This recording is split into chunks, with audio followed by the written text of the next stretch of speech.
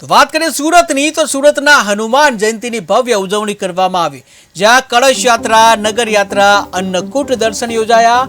ત્યારે દેવોના શણગાર તથા આરતી સહિતના આયોજન કરાયું. ત્યારે ખલુડિયા ધામ ખાતે દાદાનો જન્મોત્સવ ઉજવાયો. તો એ નિમિત્તે હનુમાન જયંતિનો પણ સુમેળ અવસર આવી રહ્યો છે. તો આજુબાજુ ધર્મપ્રેમી સર્વે ભાવિક ભક્તોને આ ઉત્સવની અંદર જોડાવાનું હાર્દિક આમંત્રણ આપું છું. આ ઉત્સવ એટલે મારા દાદા મારો ઉત્સવ એટલે હનુમાન જયંતિનો પરમ પાવન અવસર છે, જેની અંદર સર્વે ભાવિક ભક્તોને ખૂબ ખૂબ હૃદયથી આવકારીએ છે.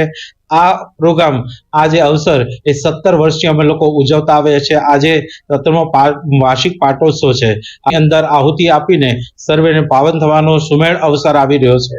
માટે દરેક ભાવિક ભક્તોને, આજુબાજુની સુરતની ધર્મ પ્રેમી ભાવિક ભક્તોને ખૂબ ખૂબ હૃદયથી આવકાર્ય છે. સર્વેને હૃદયભર્યું આમંત્રણ છે. અહીંયાથી લોકો દર્શન કરીને પોતપોતાના કામે જતા રહે છે.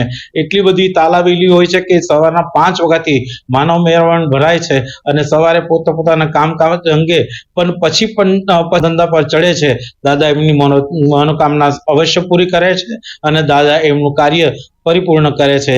એવા હૃદયથી ખૂબ આશીર્વાદ અને ખૂબ ખૂબ સફળતા ભર્યું સેવાનો ભાવ જાગી અને અક્ષરદાસજી સ્વામી ખૂબ સરસ રીતે લોકોના દુઃખ દૂર કરનારી આ જગ્યા.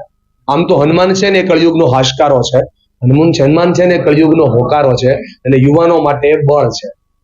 બજરંગી બળ આપે અને મારુતિ મિત્ર બને, લાખો લોકો સુધી પહોંચ્યો છે. ગુરુજી એવું કહેતા કે અહીંયા લોકો હાય હાય કરતા આવશે અને હાશ કરીને જાશે. એ હાશકારો અનુભવવાનું સ્થળ એટલે આ ગલુડી. છેલ્લા 17 વર્ષથી સરસ મજાનો આ ઉત્સવ ઉજવાઈ રહ્યો છે. આપ સૌ જ્યારે પણ નવરાત્રા અને આ વિસ્તારમાંથી નીકળતા હોય તો એકવાર આ દાદાના તેજમય સ્વરૂપનું દર્શન કરવા માટે આપ સૌને ભાવભર્યું આમંત્રણ છે. ધન્યવાદ. જય કૃષ્ણ.